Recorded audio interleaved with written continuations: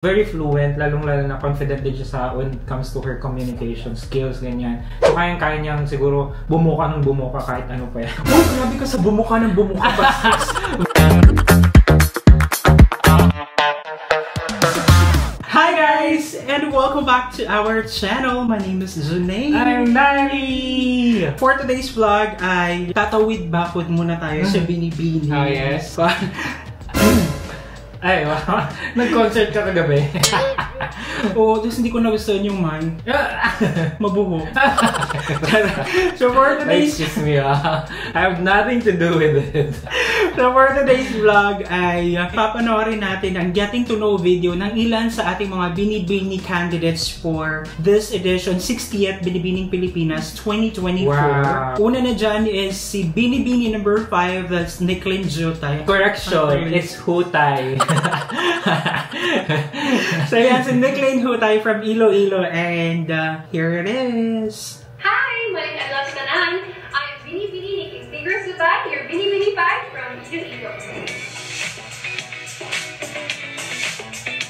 Very young and fresh. Kaka-graduate lang pala niya. Wave Su. To my mind when I hear the word Binibini, definitely someone with a kind heart, and a genuine desire to be of service, to be of help to others, to echo the stories of the people I need. And I think that's the true Binibini for me. A Binibini that I am, and a Binibini that I will always be.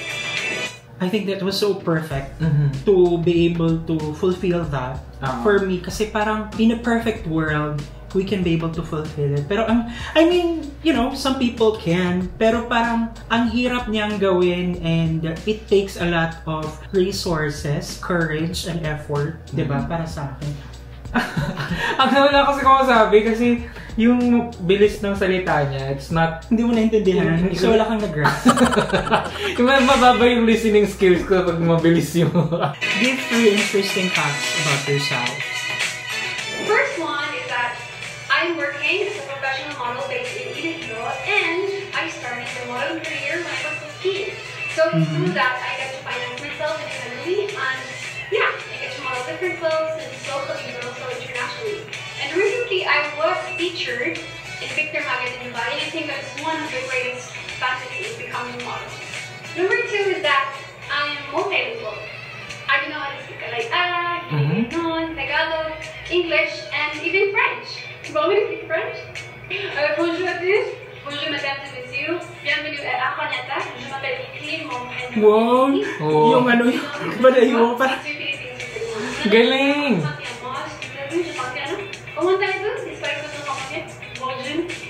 Oh, and lastly, number 3 is that I have this obsession with books. I would always carry books with me wherever I go. And right now I'm an inspiring author. I'm trying to write a book. It talks about self-help books. It talks about my takeaways from all the self-help books that I've read. And I really want to help people to overcome their anxiety, their fears, and I want to help them in their quest for self-discovery and personal growth. Because if you're going to change the way you think, then it will change your destiny. Yes. Grabe siya, parang, you know, napaka-well-versed niya and very confident when it comes to talking. Yun na, hindi lang siya beauty, brains din talaga siya, and I think yung state na yun, na-achieve niya through her own hard work, pagpupursige, pagbabasa, and siguro yung eager niya to learn something. Di ba? Ang gusto ko sa kanya, she is very fluent, lalong-lalo na confident din siya sa when it comes to her communication skills, ganyan. So kayang-kaya niyang siguro bumuka ng bumuka kahit ano pa yan. Uy, grabe ka sa bumuka ng bumuka, bastos! Boka! So in my hometown, in Tigbaon, Iloilo, lies the story of a 73-year-old fisher folk that I'm looking with a living proof of how the sea has sustained the livelihood of his family for the last 15 years, and how it washes the life and hope of his loved ones during I confront it in that time. So, Tatay Buting's story is one of the many narratives I wanted to bring to join you in message for the very first time, but with a renewed sense of purpose and deep commitment to push for an advocacy that matters to my life. That is resilient, living from a fisher folk in Iloilo. Yung Iloilo, it reminds me of living in Georgia.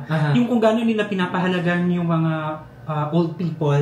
Yung gano'n, no? So parang same sila, yung culture, heritage. The town people, ganyan, yung sense of community.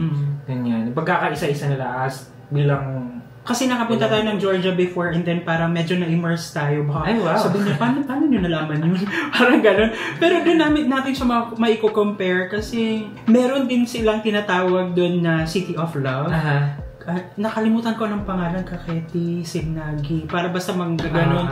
And also, one thing na na-observe ko pala sa video nila is, just feedback is, ang hirap pakinggan or intindihin yung sinasabi ng candidates kasi ang lakas ng background music. Tsaka hindi maganda yung ginagamit siguro nilang mic kasi nagtutunog lata yung boses ng girl. So, diba? So, hindi siya pleasing to your ears. Kumbaga sa ASMR pa is, it's not tingling my, middle keme. Sa production side naman na yun. Pero anyhow, napaka-promising nung Iloilo ha. Super, like, hindi sa bias or whatsoever, pero ito siya, promising din naman talaga siya. Oo. And ang maganda sa kanya is that kung sino man yung kakausapin niya, maintindihan siya kasi, or ma-entertain sa kanya kasi animated yung face niya eh. Like, she could express a lot of, emotions, expressions, ganyan. Alright guys, if you've liked this video, don't forget to give it a thumbs up. If bago kaya sa ating channel, don't forget to subscribe. Hit that notification bell para updated kayo sa ating mga next upload. Ayun guys, thank you so much for watching our videos. We have a lot of videos done and we have a lot of videos coming. So keep watching us. See you in the next video. Bye!